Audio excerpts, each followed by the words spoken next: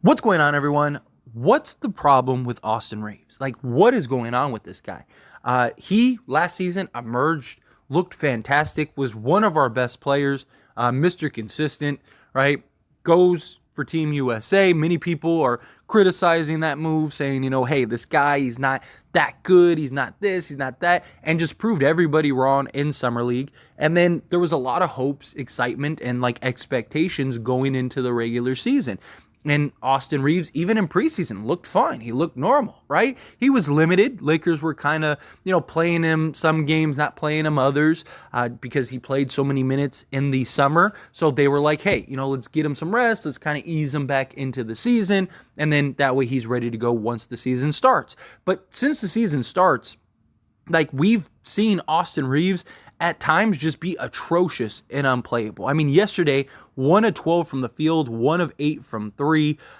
He had 3 turnovers, right? 2 assists. So he had more. He had almost as many turnovers as he did points, with 5 points, and he played 28 minutes. And a lot of people are upset with Darvin Ham and him, relying on Austin Reaves and playing Austin Reaves 28 minutes. And rightfully so, right? Now, I do agree that Darvin Ham needs to continue to play Austin Reaves and needs to allow Austin Reaves to kind of play through his struggles, right? Great example was in the playoffs against the Golden State Warriors, right? Those first like two and a half, 3 games in that Warriors series, Austin Reaves was just as bad as he has been right. I mean, he was terrible. He was getting absolutely abused. Klay Thompson was just dominating that matchup. Austin Reaves couldn't find the bottom of the bucket. Like, it was bad, right? But Darvin Ham stuck with him, continued to play him, played through him, and he ended up breaking out of that slump and was great the rest of the series, and then was arguably our best and most consistent player in the Nuggets series. I mean, he was like 50, 40, 90 and scored 21 points a game. Like, he was really good in that Denver series. So again, you need to continue to play him, but it's that fine line of, all right, we've played him too much. It's time to pull the plug. He just doesn't have it tonight, and trying to allow him to play through those moments, right? Like, a lot of people criticize towards the end of the game, taking out D'Angelo Russell and putting in Austin Reaves. Many people wanted to see somebody else. I didn't mind the move because you're going on the defensive side. Austin Reaves is a little bit better than D'Angelo Russell on that defensive end, and you don't have Jared Vanderbilt. Otherwise, Vando and Prince probably would have been in that spot rather than Prince and Reaves, right? But regardless, he played way too many minutes for a guy that was struggling as bad as he's struggling. Now, hopefully, we play Orlando today. Hopefully, he kind of finds his shot, right? But again, if he continues to struggle, you gotta pull that plug, right? I'm not saying you play him 5 minutes, and if he struggles in the first 5 minutes, that's it, Austin Reaves. But after like 15 minutes or so of playtime, and he still can't buy a bucket, and he's getting wide open looks and whatnot, at some point, you gotta just say, all right, like, again, you don't have it tonight, we'll try again next game. And find that balance with Austin Reaves and allow other guys to step up and play that role. Everyone has bad moments. Everyone has bad stretches. Even the greatest players ever all have bad moments, have bad stretches. But it's finding that line and allowing other guys to step up in that opportunity, in that moment, to kind of weather that storm. And then when Austin Reaves does get back to being the Austin Reaves we know, that can knock down the 3 ball, that can knock down the mid-range, that could be a legit 3-level scorer, then now you just are that much better, because hopefully that guy that stepped up, he's got the confidence, he's continuing to shine, and then Austin Reaves is doing his thing, and that's just better overall for the team, right? But you got to find that. Now, Austin Reaves, he's got, it's the struggles, it's the frustration, getting in your own head. He's a young player. This is only year 3. It feels like it's year 10, the way he played last season and how good he was. But guys hit those walls. And that was a concern going into this season, right? Austin Reaves was brilliant last season, but it was out of left field. So teams weren't preparing for him. He wasn't on the whiteboard. There were no schemes to try to slow him down and defend him, right? There wasn't this like, oh, we need to make sure Austin Reaves doesn't beat us mentality, right? And so it's easy to kind of get what you want when nobody really cares or is thinking of you. It's another thing to where now you're actually part of the schemes and you're actually part of like, hey, we need to target this guy and need to make sure that he doesn't go off for 30 on any given night. Paul George talked about this on one of his podcasts a while back. And he talked about how, it's easy to score 20, right? You see a lot of guys score 20 points on any given night. Even guys at the end of the bench that you've never heard of can go and give you 20 on any given night, given the opportunity, given the shot attempts, right? And he talked about when you're just another guy and, you get that opportunity, it's easy, it's cake. But as soon as the defense really starts to lock in on you and now you are on the whiteboard and your name is circled as like a guy that you need to slow down, all of a sudden the game completely changes, right? Teams are being more aggressive. They're being more physical. They're knowing where you like to go in your spots. They're beating you to that punch. They're making things a lot more challenging, and that's where it becomes really hard. And he talked about his own experiences going from being just another guy to all of a sudden emerging as one of the best players and then to the best player, back on the Indiana Pacers. And it just became a different game and things became really hard. And he had to fight over that and struggled early on. It's kind of what seems to be happening with Austin Reaves, right? He had this emergence. Nobody really thought about him. He wasn't really a concern for teams. Teams didn't really care. This season, you're seeing teams kind of lock in on him defensively more, like putting better defensive guys on him, trying to make sure he doesn't get going. But also a lot of it is just he's not hitting shots. I mean, he's gotten a lot of just great looks, a lot of wide open looks that have been generated for him, and he's not hitting shots. A lot of it, and a lot of times, you just need to see the ball go in the hoop, right? When you see the ball go into the hoop, all of a sudden, that hoop opens up massively. So, we just need to continue to be patient with Austin Reaves and allow him that opportunity. Again, fine line, right? It's that balance of okay, today he doesn't have it. And look, I'm sure there will be other stretches. Again, he's in year 3, right?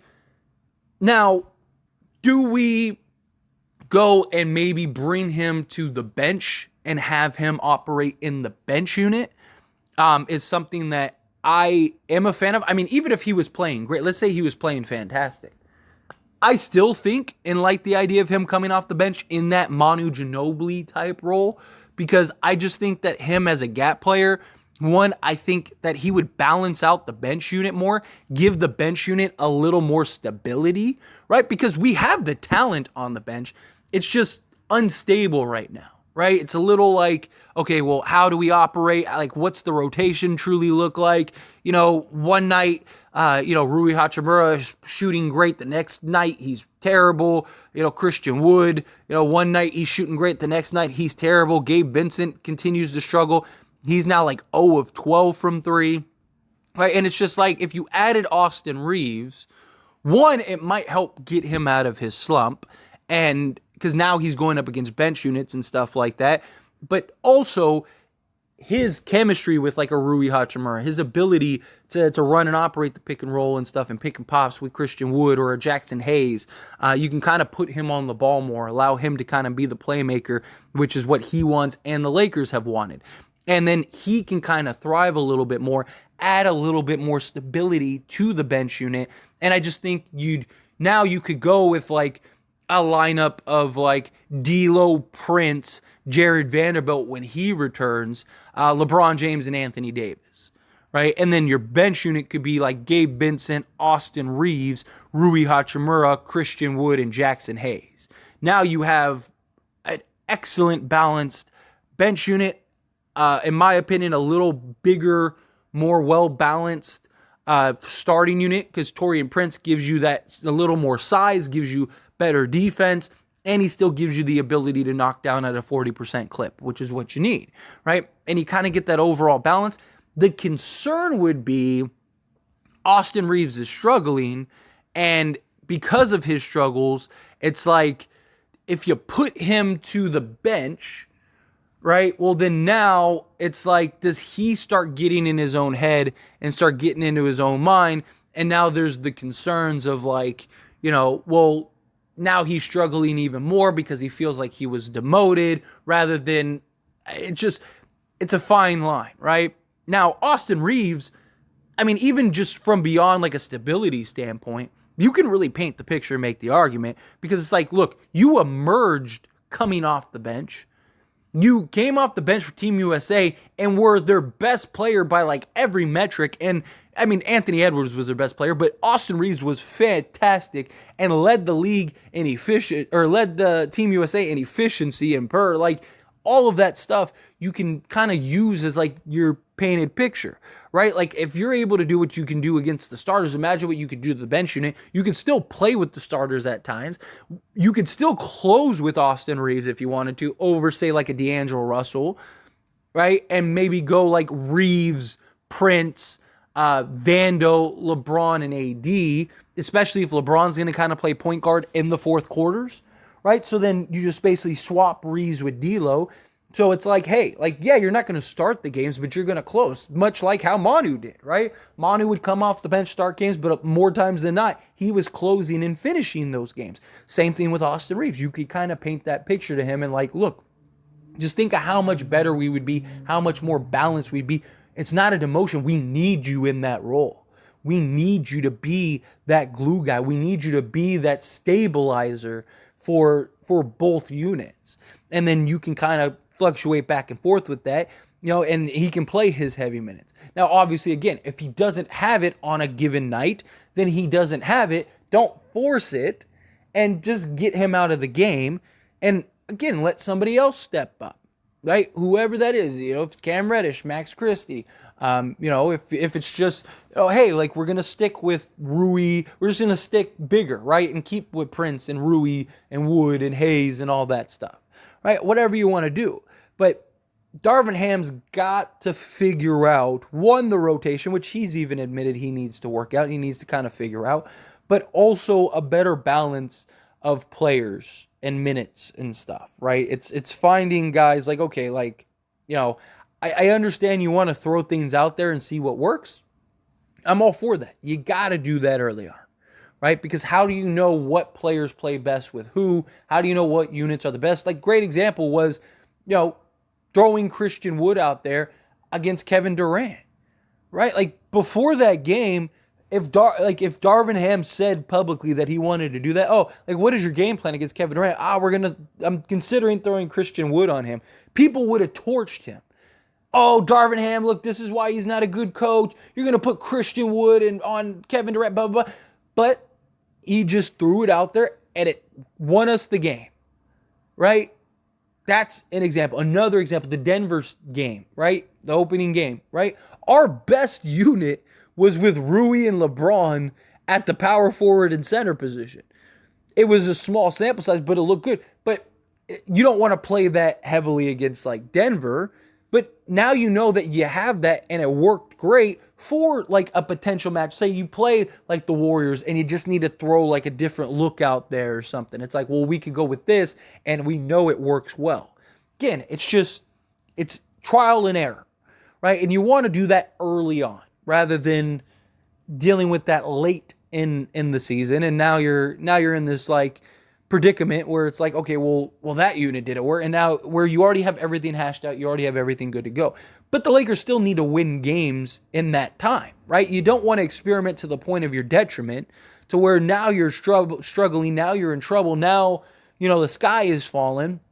You need to find that balance, and I just think moving Austin Reaves to the 6-man role and allowing him to kind of be the first guy off the bench, whether that be for Prince or D'Lo or whomever, right? Or you can even, when you want to put Vando out, right? Like, say the offense isn't cooking the way you want it to early on, right? You could take Vando out and put in, slide Prince to the 3 and then go with the starting unit you have right now, right? But I just think, like, Austin Reaves has got to get himself out of this slump. Darvin Ham does need to keep playing him, as much as some people, want him basically benched and banished to the darkness. Like, no, that's not how it works, right? Like, you got to let players play through. Like, players don't get through struggles and figure stuff out by not playing basketball. Just like anything. If you're trying to solve a problem, you don't solve the problem by just ignoring the problem and just forgetting about it for, 2 weeks. No, you get through the problem. You figure it out. You look through it. The best way out is through. And that's what the Lakers need to do. The best way out of Austin Reaves' struggles is through. You got to get through the struggle to get out. And once that happens, then the Lakers will be a lot better. But it's not just him. I mean, everyone is struggling right now. Like, nobody's really hitting shots. Like, we just don't look like the team that we need to look like. But it's 3 games into the season. We'll figure this out. I still believe the Lakers win 50 to 55 games. There will be stretches where the Lakers win several games in a row. I'm confident of that. But anyway, as always, this is a discussion, so I pass the question on to you. Let me know your thoughts and opinions down in the comments below. What do you think? How do you feel? Do you have concerns about Reaves? Do you think, move him to the 6th man, move him to the bench? However you feel, whatever your thoughts are, I'd love to hear it, so let me know down in the comments below.